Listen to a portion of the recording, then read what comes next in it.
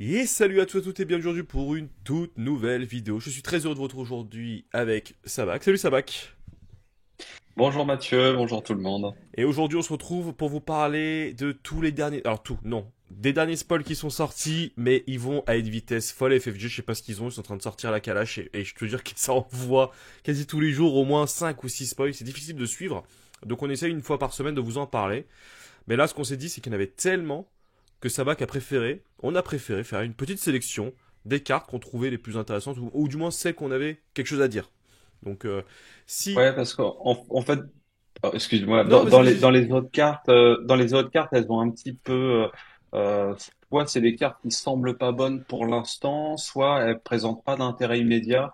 Donc, vous faire une vidéo là-dessus. Alors, vous les retrouvez toutes sur le blog de toute façon parce que on les a quand même commentées avec Sky Chapon. Mais disons que on a gardé pour la vidéo ce qui était le plus intéressant dans les spoils Ouais, de ces derniers jours. c'est ce que j'allais dire en fait, qu'il y avait tout sur ton blog. De toute façon, on met toujours le lien dans la description, mais c'est le lieu où vous avez toutes les infos, tous les articles. Alors, on va commencer les spoils avec des nouveaux personnages qui ont été annoncés, et avec Ray, pour commencer. Absolument, ouais. Ray en bleu héroïque. Alors qu'il y a un pouvoir un petit peu particulier. Donc pour un et en inclinant, on va pouvoir donner un jeton expérience, donc plus un à des unités, mais à condition qu'elles aient 2 de puissance ou moins. Donc ça se rapproche un peu de ce qu'on a avec un Tarkin, où on va pouvoir mettre des jetons expérience, mais où on est très limité, où c'est pour des impériaux. Là, il n'y a pas de mots-clés, tu peux mettre à n'importe quel type d'unité, mais tu es limité aux unités qui sont faibles. Donc, Ouais. on peut supposer une logique de swarm avec beaucoup de petites unités. Et Ouais, mais alors, enfin, un barrage dévastateur ou un bombardement, tes petites unités, elles feront pas le poids, entre guillemets. Enfin, tu vois, c'est. Je sais pas, j'ai. Le 2 ou moins, me paraît, ça va faire des 3. En fait, si tu vas mettre le jeton expérience, en fait, donc je sais pas si vraiment. Enfin, après, encore une fois, là, comme ça, sur le papier, quand je l'ai vu, moi, j'y ai pas cru du tout, mais. Après, c'est surtout son pouvoir. Après, après, surtout quand elle vient en héros, en fait, que je trouve qu'elle a une utilité. Puisqu'elle ouais, a. parce que donc une fois déployée, c'est une 2-6, donc elle a pas beaucoup d'attaques, mais elle a un nombre de points de vie élevé. Oui. Elle a un restore 3, donc ça permet quand même de se soigner de 3 à chaque attaque, c'est assez significatif. Bah, c'est l'équivalent Et en de du. attaque, ouais, Excuse-moi, c'est l'équivalent du Luke légendaire en fait qui a actuellement qui a Restore 3 je crois. exactement, Donc là tu l'as entre guillemets absolument. Et gratuitement, enfin gratuitement. C'est pas une légendaire en tout cas, c'est un personnage en commun en plus, donc c'est un personnage que tu risques d'avoir assez facilement. Donc et le Restore ouais, puis en 3, bleu héroïque, en bleu héroïque, tu vas avoir pas mal de d'unités qui ont restore, donc ouais. le leader en lui-même est pas incroyable. En attaque, tu donnes un jeton expérience. Faut voir qu'elle peut se le donner à elle-même, Oui, puisqu'elle a que 2 d'attaque. Donc complètement. sur sa première attaque, ça va devenir une 3-7. Donc ça commence à être un poil plus costaud. Et puis, Ah, ouais, j'ai une question. Au niveau des règles, tu mets ton jeton, parce que c'est en attaque, donc d'abord tu mets ton jeton expérience sur ton personnage, par exemple elle devient une 3-6 et elle attaque 3-6, ou faut d'abord qu'elle finisse son attaque à 2-6, enfin 3-7 je veux dire, pour faire finir en 3-7. au niveau du timing, c'est tu dis avec quoi tu attaques. Oui, Tu dis ce que tu attaques, tu inclines, tu fais l'effet en attaque et ensuite tu on fait les dégâts. Ce ok, qui fait que les dégâts, c'est on fait le calcul en temps réel, on va dire. ok, Donc puisque tu as mis ton jeton, effectivement, tu vas taper à 3. ok, ça marche. Ok. Et donc elle est pas si nulle une fois déployée.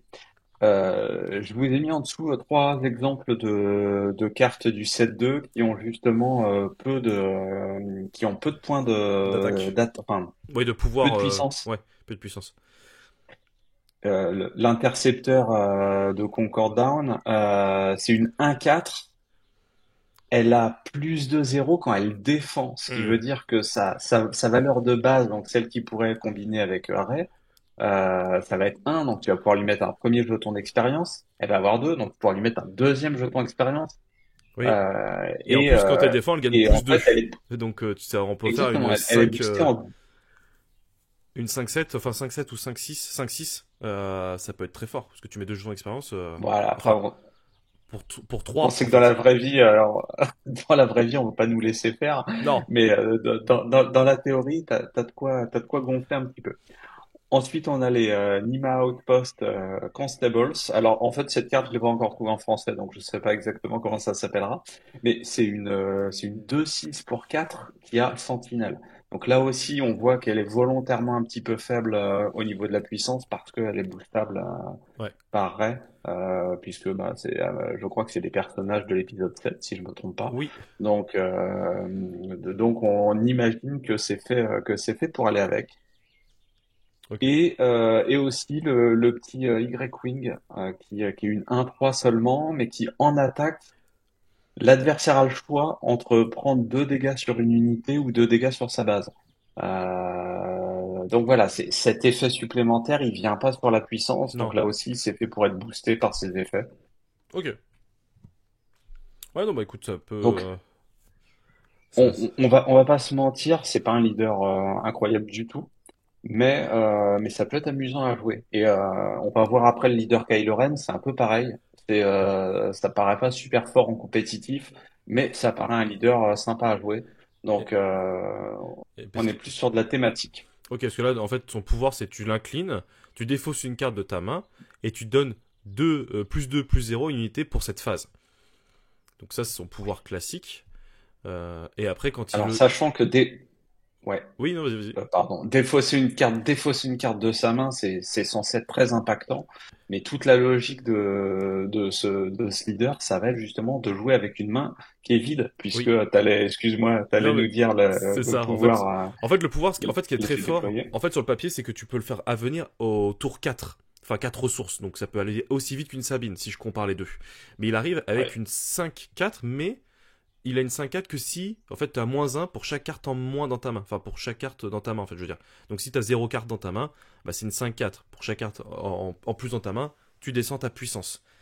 Mais, comme tu dis juste avant, tu défausses tes cartes et autres, et il y a d'autres cartes qu'on va voir juste après qui jouent aussi sur la défausse, qui peuvent. Et ouais, qui vont pouvoir nous défausser nous-mêmes. Mais en fait, t'as même des cartes qui existent. Tu as le Force Throw, le lancer de force, Oui, où tu demandes à un joueur de défausser, mais ça peut être toi aussi. Et si tu as une unité force, à ce moment-là, tu lui infliges des dégâts. À Kylo Ren, c'est une unité force à pas cher, puisque il sera déployé à 4. À ce moment-là, tu fais ton Force Throw, donc tu vas te défausser toi-même d'une carte de ton choix, qui peut être forte. Et là, tu vas faire des dégâts. Donc on va avoir pas mal d'effets qui vont être faits pour combiner en fait le fait de défausser, le fait d'avoir peu de cartes en main. Et puis bah on oui. est quand même sur le 7-2, on est sur de la mécanique de contrebande, donc avec des cartes qu'on peut jouer depuis les ressources.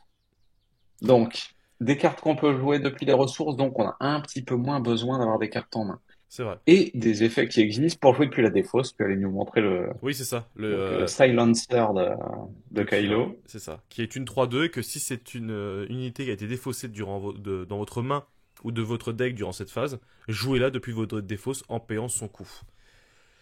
Et c'est une légendaire. Donc ça veut dire qu'en gros, Si. tu peux Ouais. défausser cette carte-là de ta main pour donner plus 2 à une unité. Et dès que tu as fait ça, tu peux jouer celle-ci. Parce que tu vas la défausser, tu vas jeter celle-ci dans ta défausse. Et tu pourras directement pour 2 la jouer sur le board. Alors une question. Est-ce que tu dois d'abord défausser une carte de ta main et tu donnes le plus 2 et après tu fais venir le TIE Silencer, tu peux pas lui mettre le plus 2 au TIE, on est bien d'accord. C'est d'abord tu Non, fais toute tu l'action, peux pas parce il est dans ta défausse. c'est ça, Donc, comme il est dans ta défausse, tu peux pas lui mettre de bonus puisqu'il est pas en jeu. Et donc, non, il faudra le faire à d'autres. ça marche. Mais voilà, que ça soit Rey ou Kylo, on n'est pas sur des choses compétitives, j'ai l'impression. Ça serait presque, on va se monter nous-mêmes nos petits starter decks avec des cartes qu'on va trouver dans les boosters, avec des decks thématiques.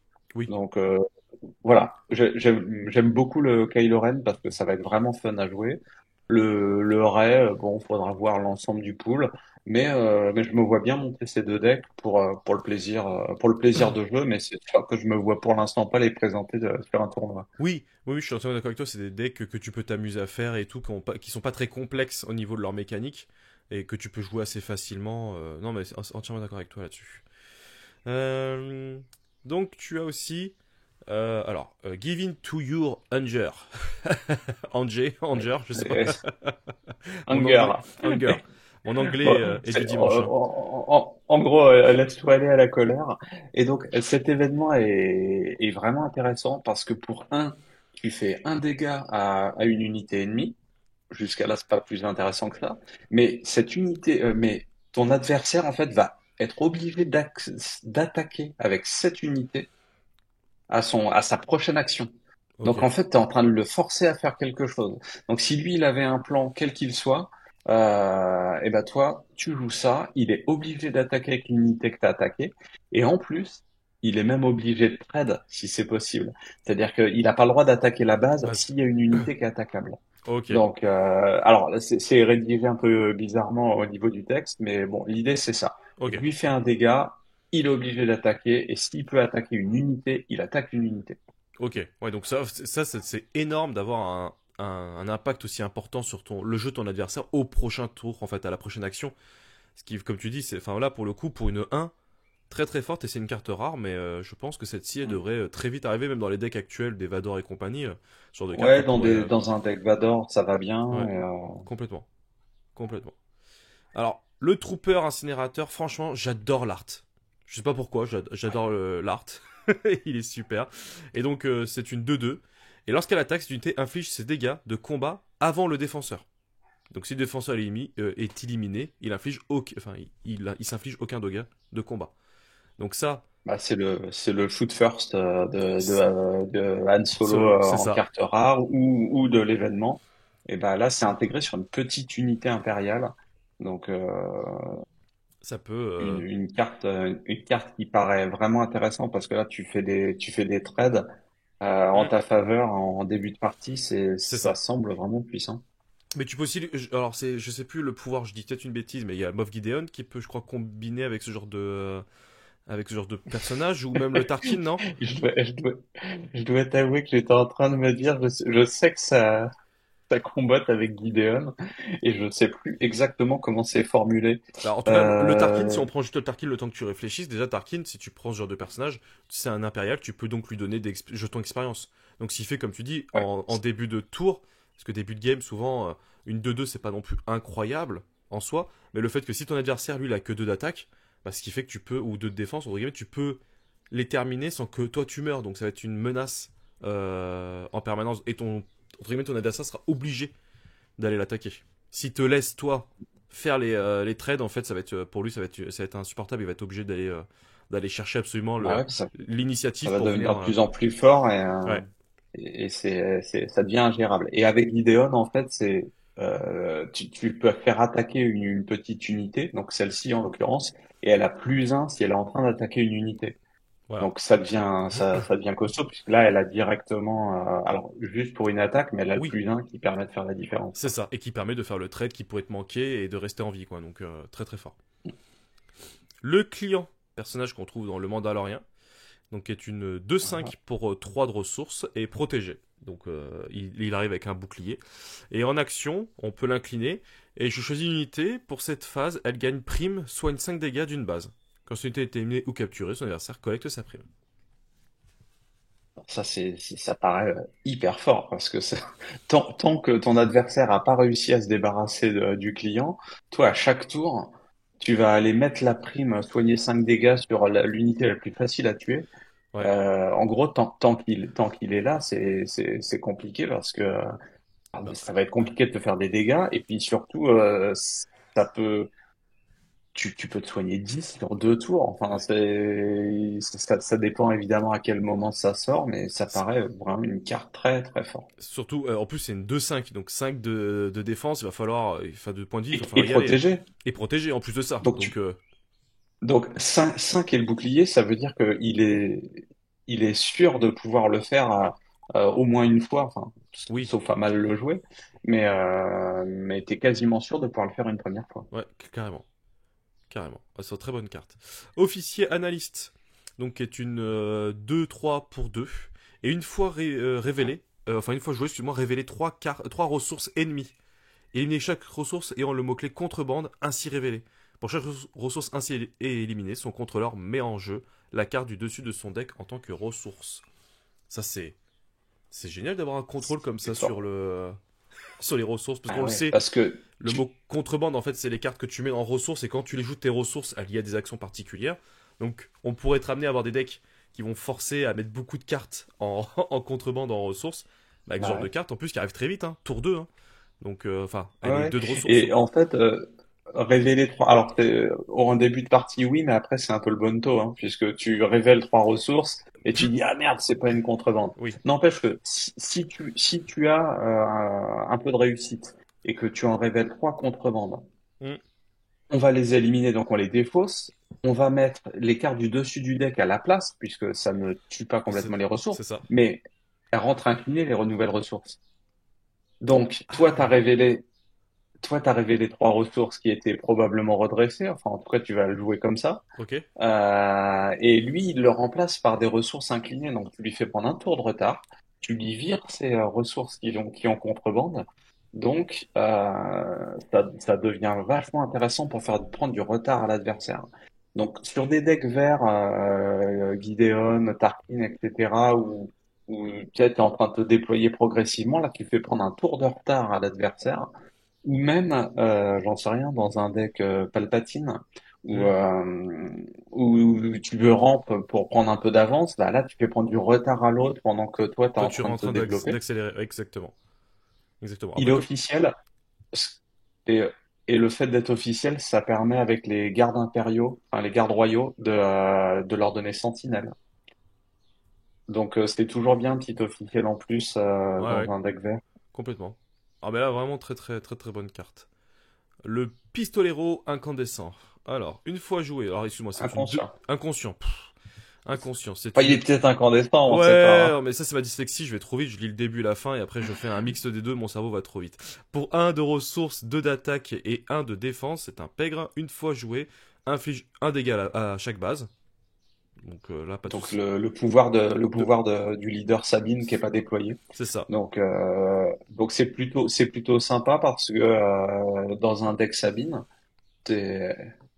En plus, c'est une ça 1, va te permettre de déclencher encore plus vite. c'est ça. Alors bon, dans un deck Sabine, t'es moins convaincu parce qu'elle est pas héroïque, donc ça, pour une cause dans laquelle je crois, ça fonctionnerait pas. Mais malgré tout, ça peut être assez intéressant. Et puis on voit elle est jouable en contrebande. Donc pour 3, tu peux la jouer un petit peu plus tard. Bah, le 1 dégâts chaque base, Hmm, tu peux être très très content de le trouver. complètement.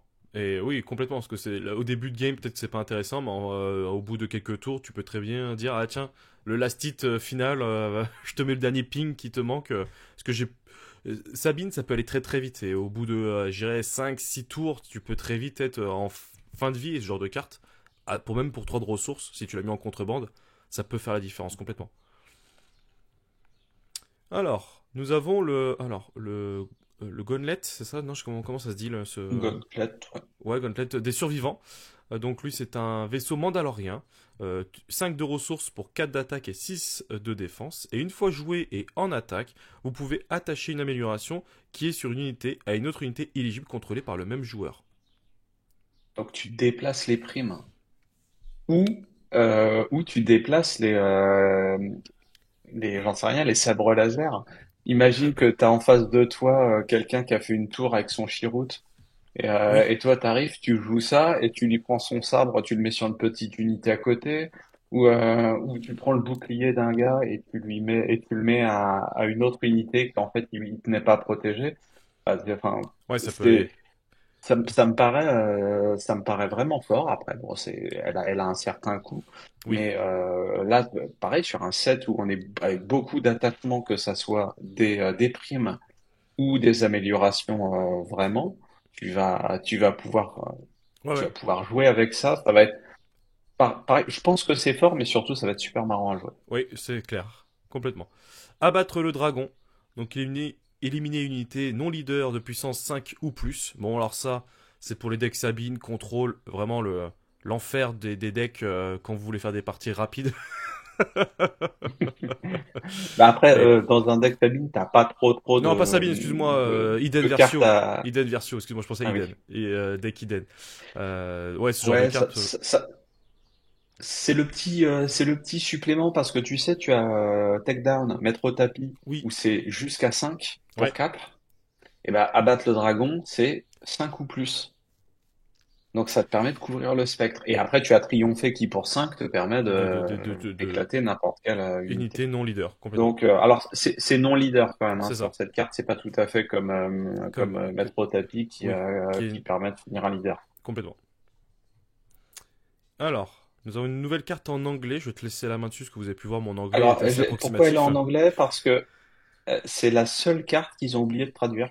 Ah, J'ai j'ai envoyé un mail au site officiel en leur disant que vous avez oublié une carte. Elle est dispo dans toutes les langues sauf en français. ah ok. Donc c'est le vétéran Sagas Ok. qui coûte donc 5 et c'est une 3/4 mais surtout quand tu la joues, tu captures immédiatement une unité terrestre.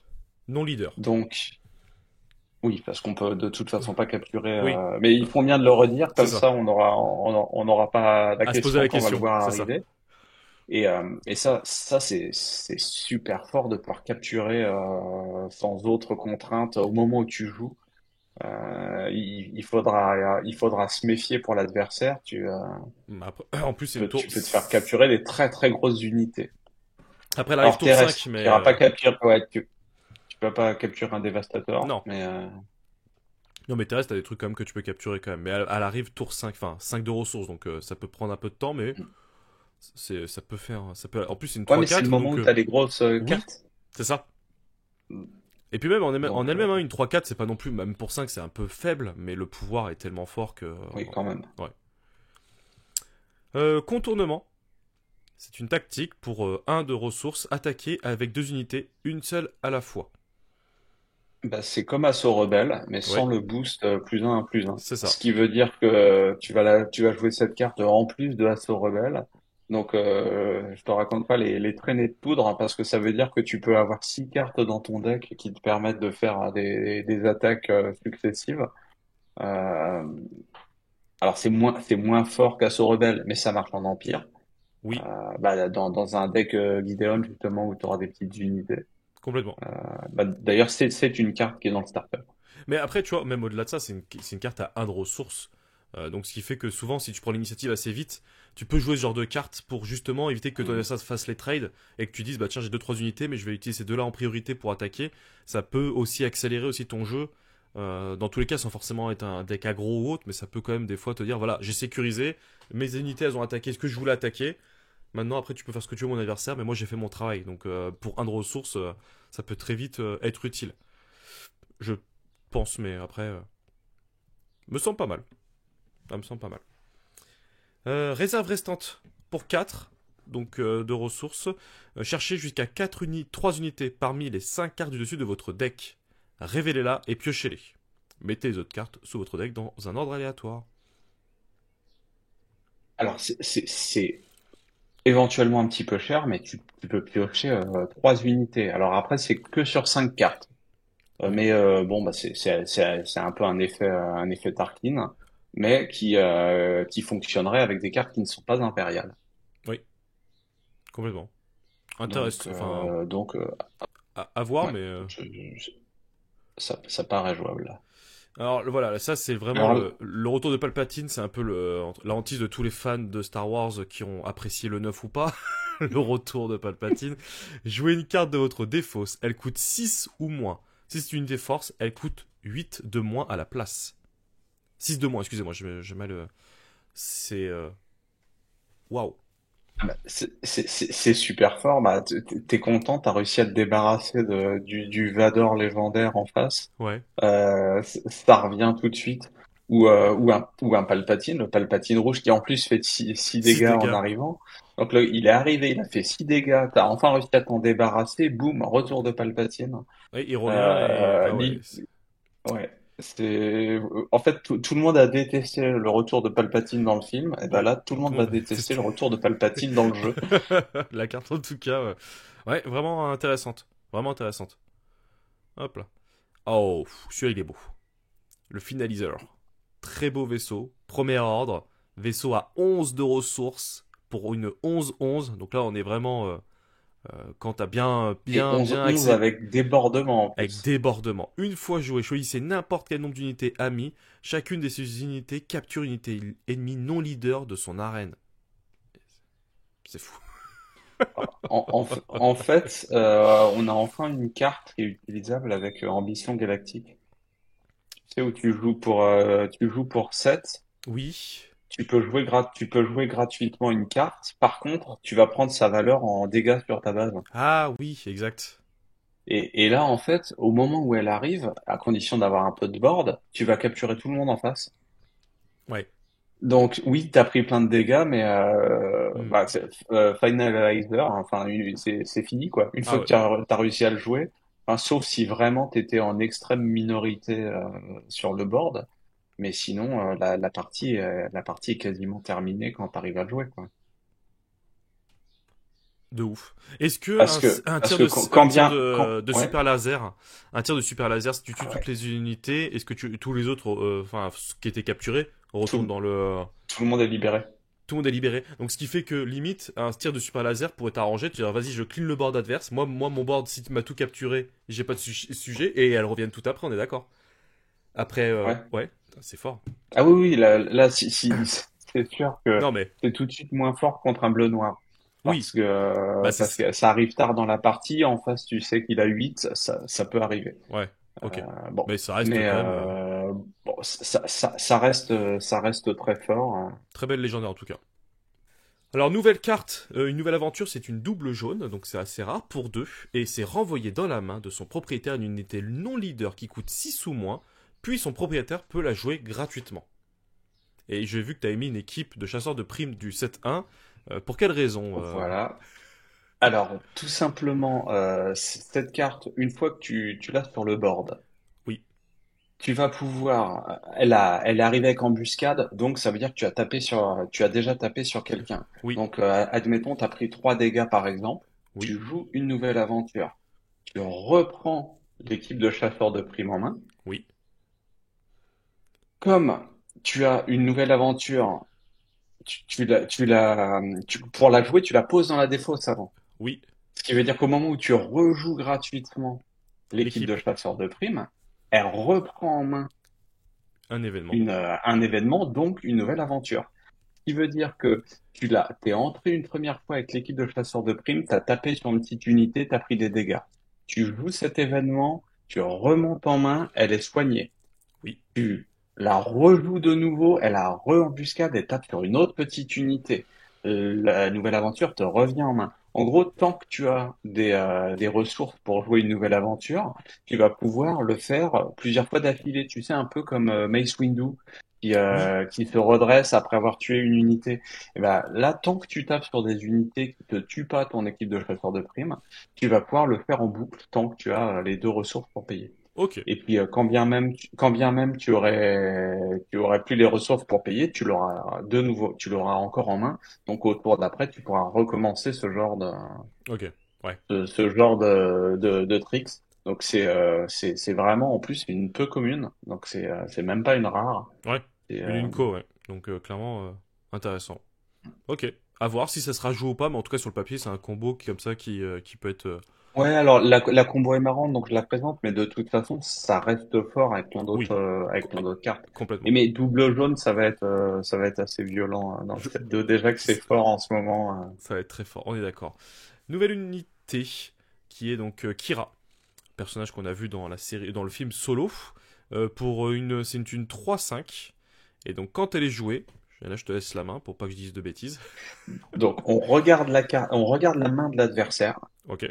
et en fait, tant que Kira est encore en jeu, l'adversaire, s'il veut jouer cette carte, il est obligé de payer 3 de plus.